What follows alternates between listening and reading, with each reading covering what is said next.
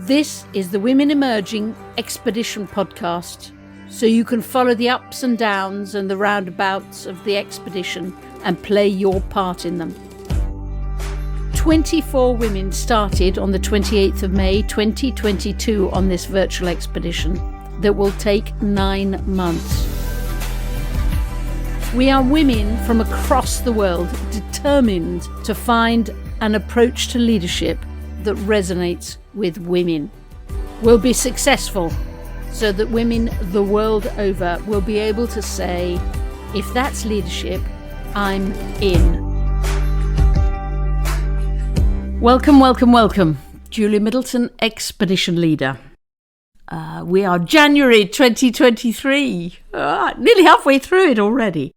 Last week's episode, I interviewed 6 young women, all younger than the youngest member of the expedition, who is 24. And I talked to them all about leadership. The aim was to get an insight into how, when we produce an approach to leadership that resonates with women, how we make sure that it resonates with all women of all ages, including young women who are 15, 16, 17, 18, 19, young leaders. How do we make sure it resonates with them? In fact, let's put the bar higher. Let's make sure they don't actually reject our approach to leadership. Over the last week, I've been thinking a lot about what they said, about their ideas, maybe also heavily about the words they use to express their ideas. And I've learnt 2 things, I think. First is that some things don't change. They don't change across the generations. Leadership is leadership. But certainly some things have changed, are changing, and are changing constantly. And I think they are important enough to warrant a real attention. Over the last week, I think I've sort of tidied my head by sort of saying that there are 3 types, it's not the right word, but I'm going to use it, types of women that we absolutely have to resonate with at that young age. Firstly is activists. The second is thoughtful, spiritual leaders. And the last one is a group of leaders, young leaders, who use the word real, R-E-A-L, a lot. And I'll explain that in a minute. So I think let's start this episode with 3 more leaders. Esther is without doubt an activist. And if we watch her star, I have no doubt a very serious politician. Dimple is immensely thoughtful about leadership, and the link between leadership and spirituality, I think, is really interesting for her. And then Inez, who uses the words real and trust and authentic and vulnerable in a way that captures some of the expressions that the 6 women from last week used. So let's start this episode with Esther, Dimple, and then Inez, and then with me making an attempt at summarising, I think, the 7 big themes that have come across to me that must be integral to the approach to leadership that resonates with women, that we will gather to create after a year-long exploring. And we will gather next month in February 2023, the 24 women on the expedition, to produce this approach to leadership that resonates with women, and let us hope with women of all ages. So start first with Esther, who uses the expression a radical leader. She doesn't want us to be soft leaders. She wants us to be radical leaders. I'll leave her to explain to you what she means by a radical leader.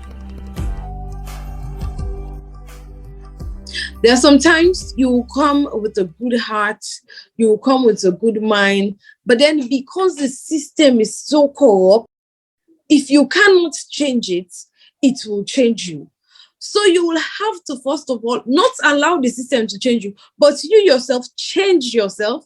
See how best you can change your approach. Because there's sometimes when you go in, with a softer approach, then they'll just say, okay, sit and wait for us. So you'll be there waiting, whilst they'll go make the decision and then do what they need to do, and then come meet you. Okay, we've already reached this conclusion. Now this is it, and then it's final. And then your hands are tied because you are so soft, not even to be part of it, not even to partake of it, and then you would have nothing to do.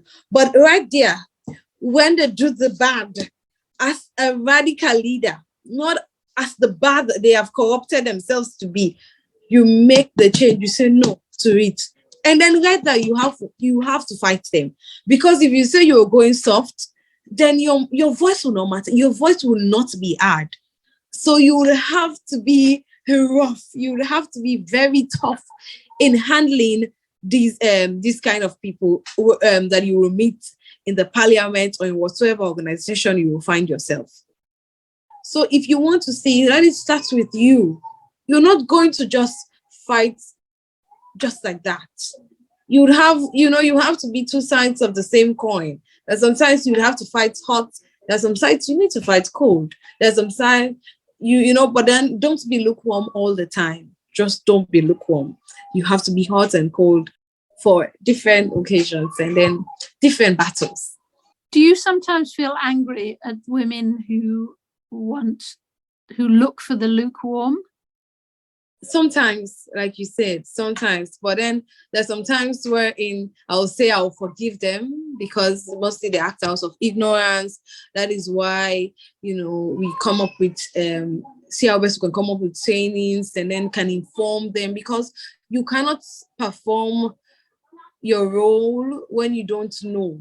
So if you don't know you have the right to education, you don't know you have the right to free will, you have the right to do whatever thing you want to do, you have the right to also participate in parliament, then you will not take part, you will not participate because you don't know.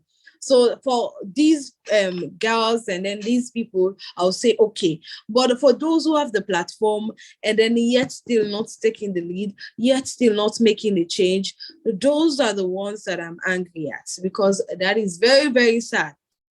People are there trying to see how best they can empower youth, they can empower young girls, they can empower women. And then you have the power and then you don't want to make a change. That is so saddening. It's mostly saddening to my heart.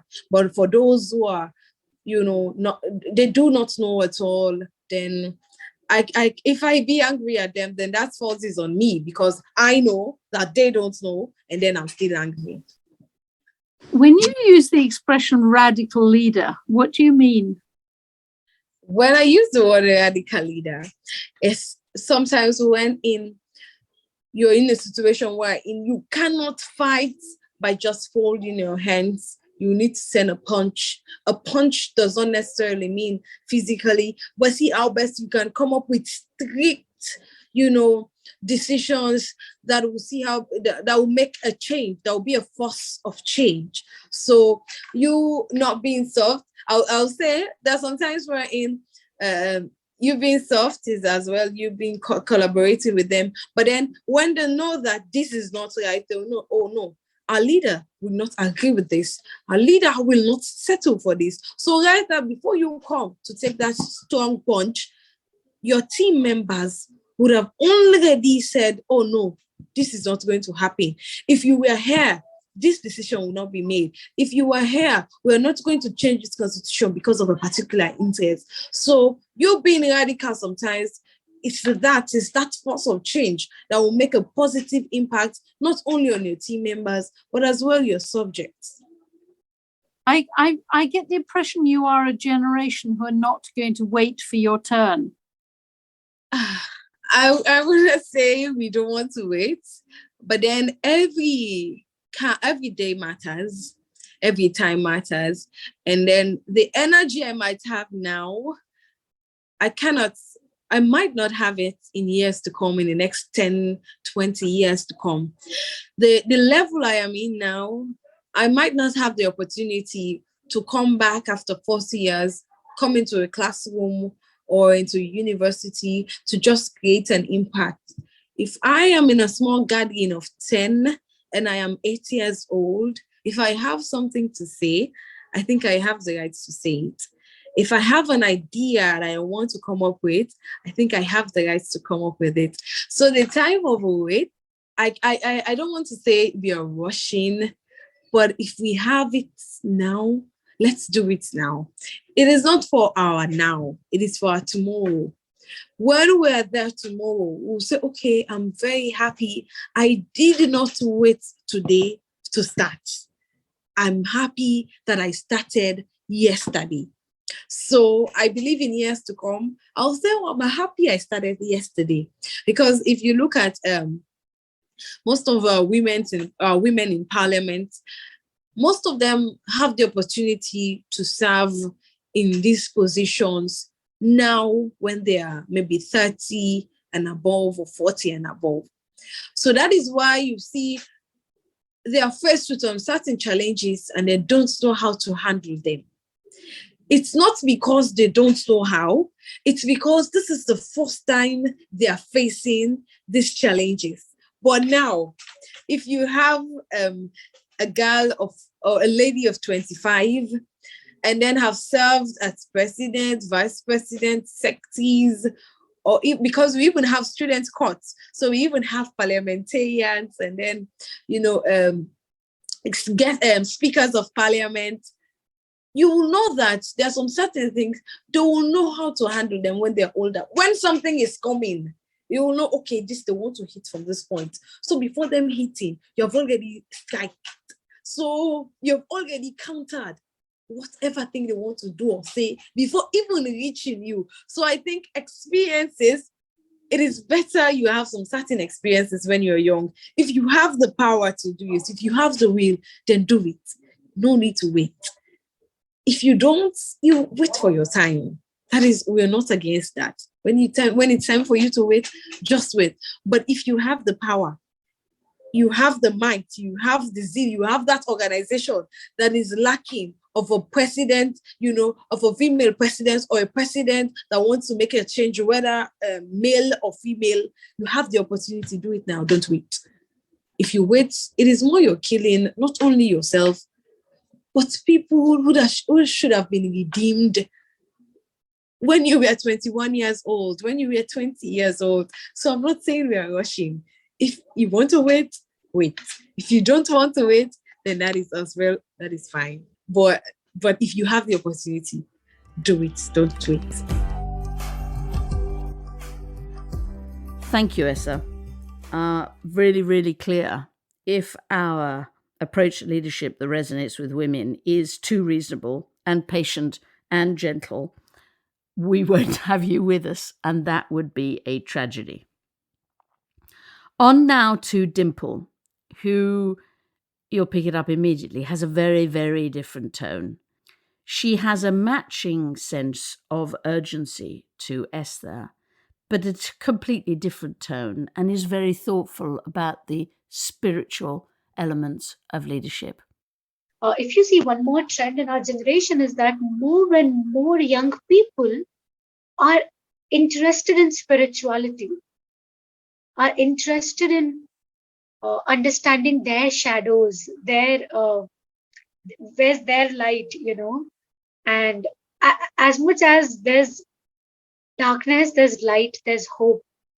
So this parallel movement of more and more young people being interested in their spiritual exploration, heightened consciousness, along with some monsters aiming to dull our consciousness, promoting mindless consumption, and we giving into it.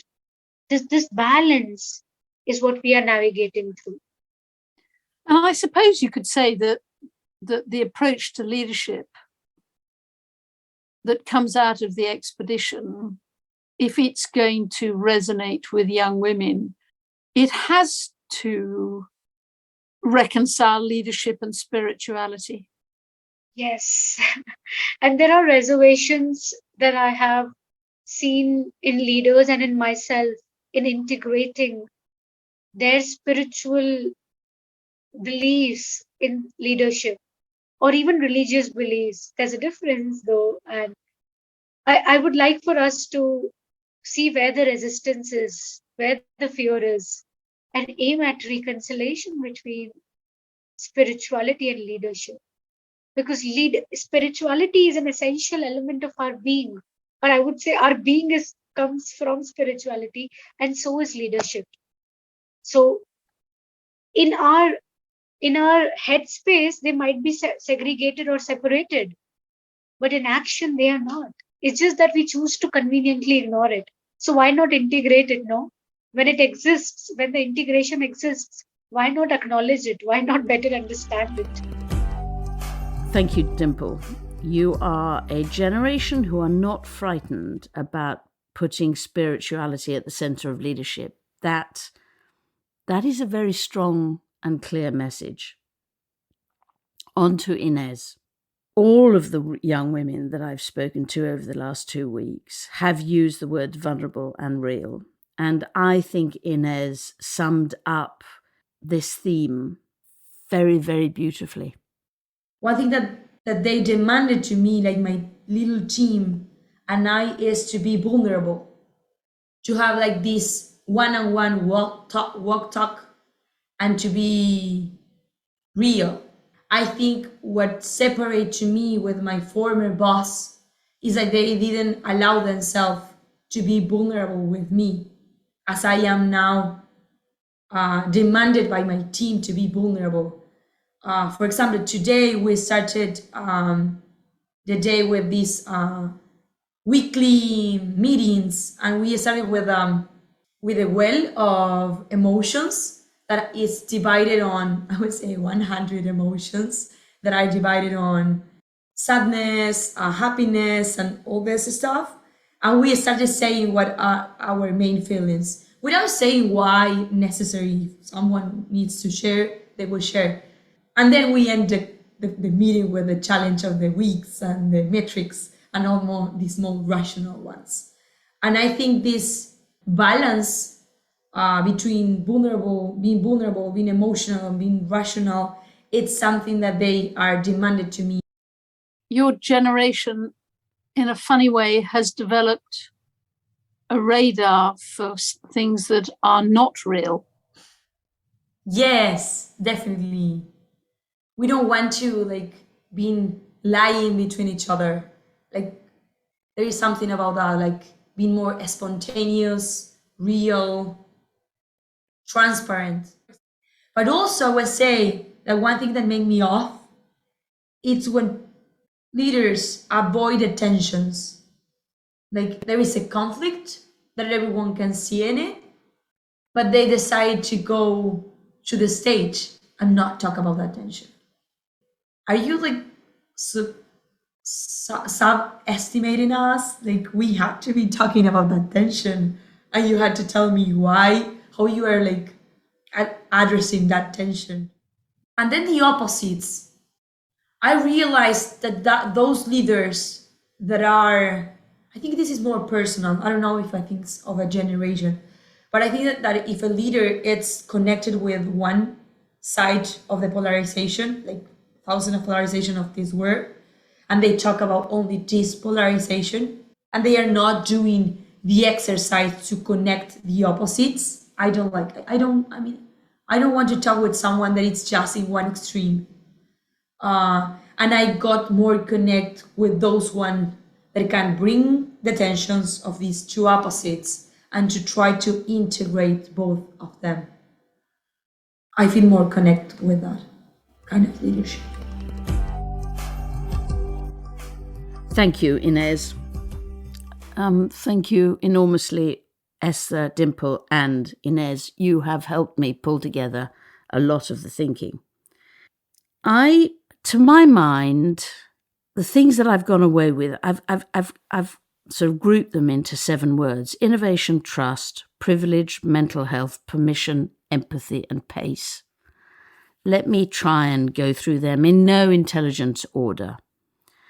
I think that there has been a very strong message around innovation, about innovation, knowledge in the past having been power, if you have knowledge, you have power, so keep it yourself. And now knowledge being something that's shared, and that if you know something, you want to share it with others so that whatever you know will be enhanced by sharing and the contribution of others.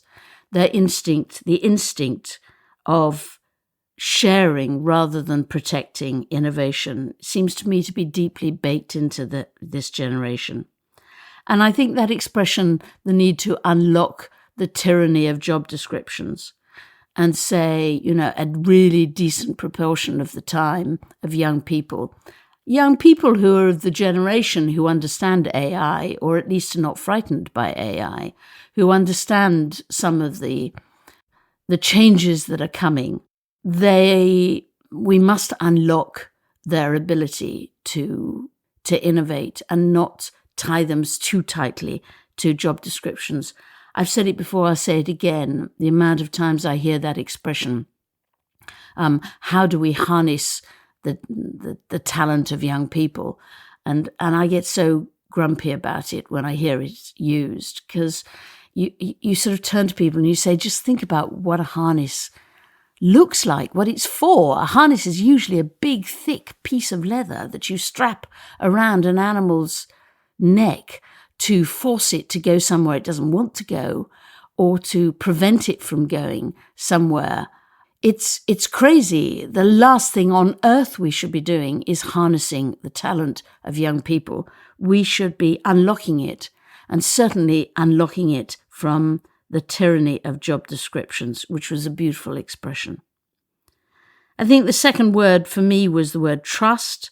Where will this generation put their trust? Not in single sources, but in collaborative platforms.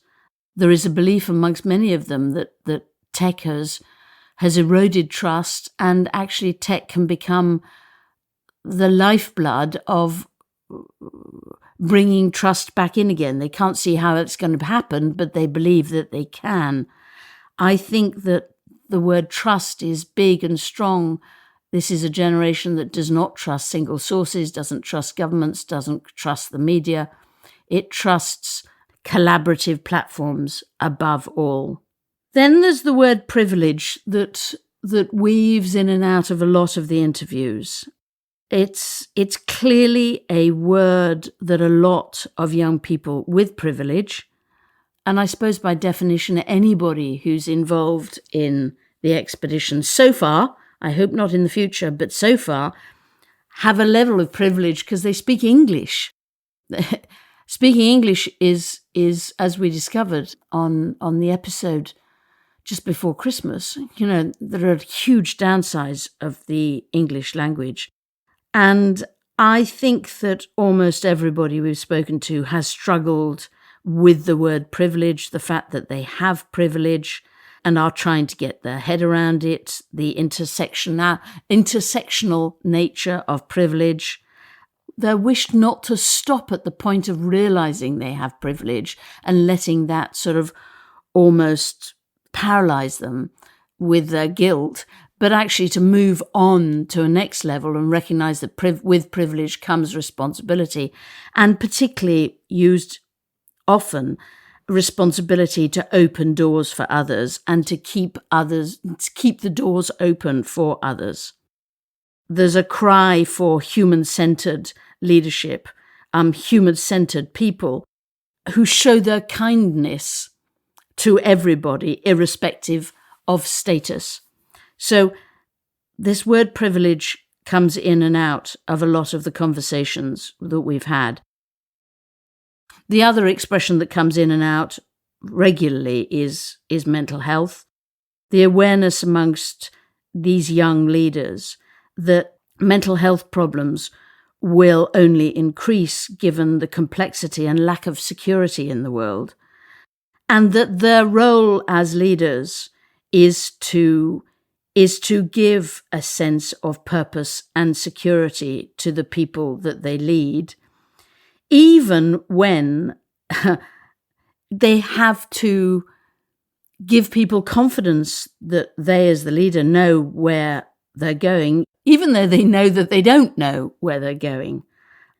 I think that's very interesting. And I think maybe the concepts around spirituality and purpose weave into the mental health, that somehow spirituality has to help young people to understand their own shadows and understand their own light.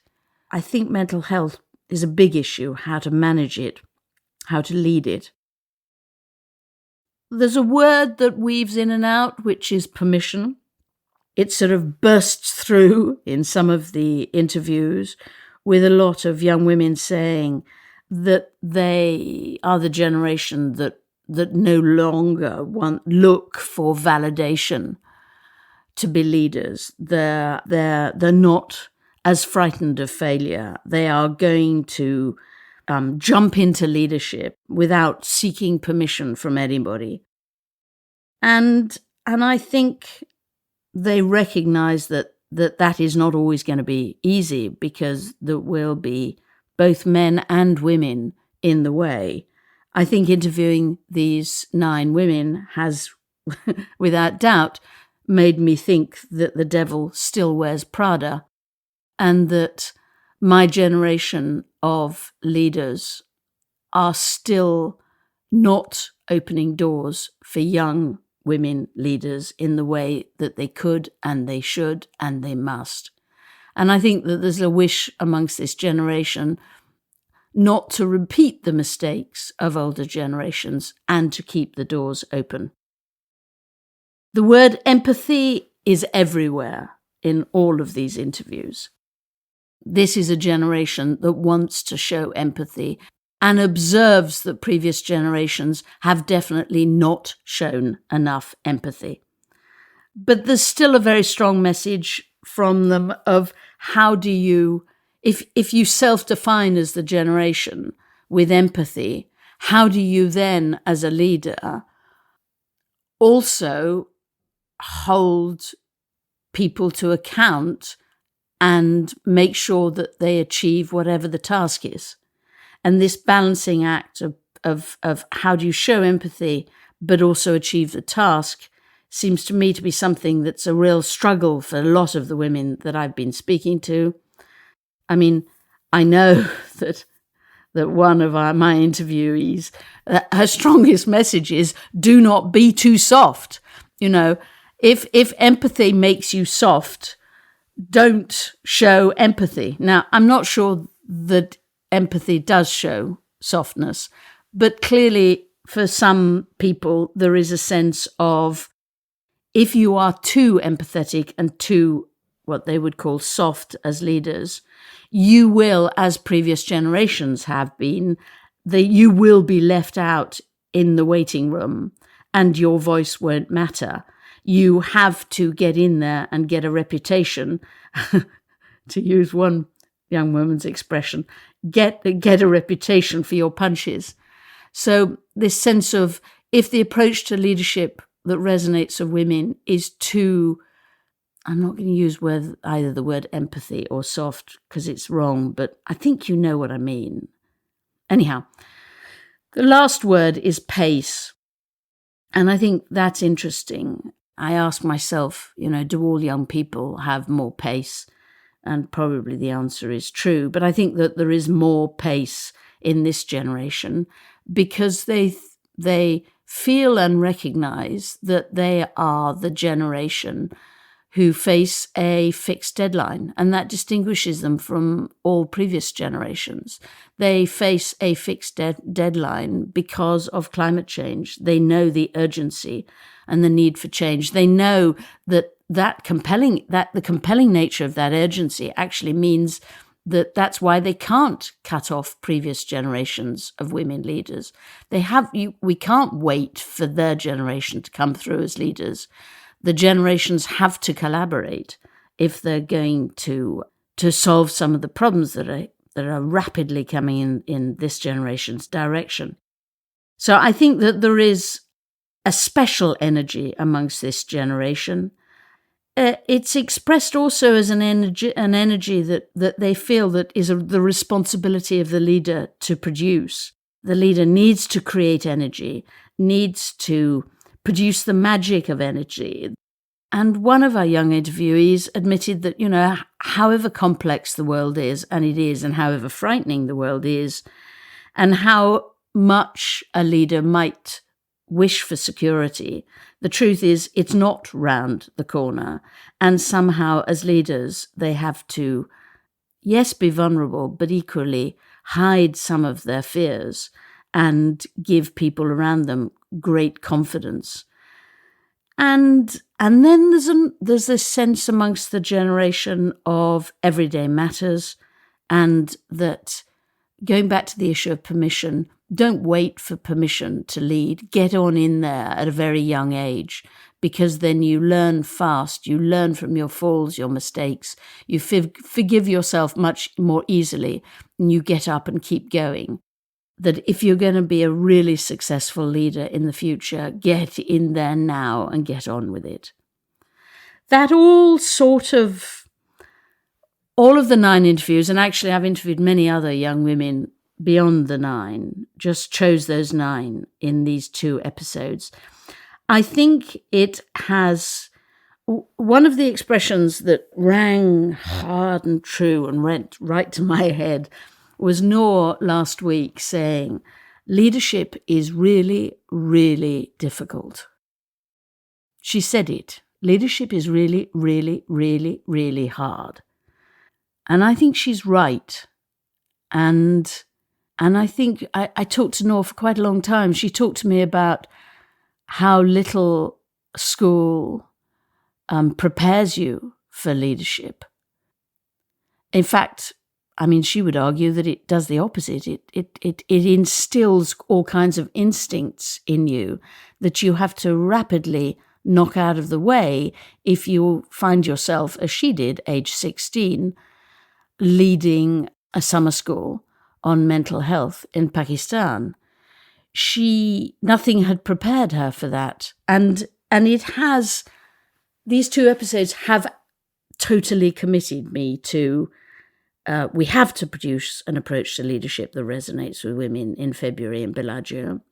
We have to turn it into a book that is available for masses and masses of people. But I think we also have to turn it into an online program that's open source, that's free to all women and men if they want to do it. Young women, and I think we should target age 16. It's a sort of, this is a dream, a sort of coming of age program that you want to go on when you're 16, remotely, online. But just because it's online doesn't mean it's not hugely interactive and allows you to meet women all over the world. But I think it also needs to be a program that's not presented by people like me. I think it has to be presented by people who are in their late 20s, who know this language and can resonate. Not always, because by the time you're 25, you're pretty old, but you're more likely to resonate with 16-year-olds. And help 16-year-olds, yes, of course, mine the knowledge of women leaders who've gone before them, but most importantly, help young women aged 16, help them mine their own thinking, their own knowledge, their own experience, and translate that into their own leadership learning and their own way of leading. Just before we finish this episode, I'm just going to go back to Dimple for a minute, because I think she expressed this better than I, this sense that young women can find leadership inside themselves and not necessarily take anything off the shelf, including, they won't be on the shelf. Whatever our approach to leadership that resonates with women is, it won't be on the shelf. It won't be all the answers. It may just help with the questions. But I think a lot of the young women who are 16 who are going to be on this program, that if I close my eyes, I can feel it and dream it and see it and smell it, a program that'll help them find the leadership within themselves, because it'll help ask the questions, if nothing else. Over to Dimple. We need a generation of vulnerable women leaders who are comfortable with owning up to the truth within and swimming. So if the current is flowing in direction A, they are okay going against the current because that honors the truth within. So by the current here, I mean the conditioning, the social conditioning that we receive, the schemas of a leader that we form from our exposure to media, our exposure to stories, our exposure, our lived experiences. So to sit, to pause, to reflect, to evaluate those schemas and not just integrate them mindlessly. So my invitation to us as women, to women leaders, is to pause, because there is so much of information these days, so much.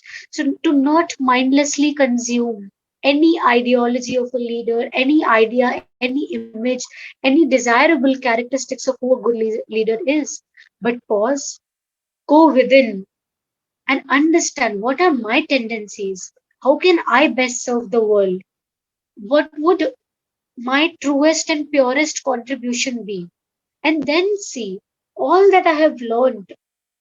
How does that fit in my context? If it does, wow, let's integrate it. It's journeys of leaders who made a difference. Why not learn from them? If it doesn't fit, how do I lead in alignment with my context and not just take some theories and concepts or images or role models and integrate them? So I am here inviting all of us for mindful leadership, for conscious leadership, for vulnerable leadership, for leadership by being. Thank you, Dimple. You've got it. You got it. Absolutely. And we will produce an approach to leadership that resonates with women, including 16-year-old young women. And I am ever more excited about doing that. Thank you for joining this episode. Thank you for listening to both of these 2 episodes. Look forward to next week. Lots of love. To become part of our movement and share your thinking with us, subscribe to the podcast and join the Women Emerging group on our website at womenemerging.org. We love all of the messages you send us. Keep them coming.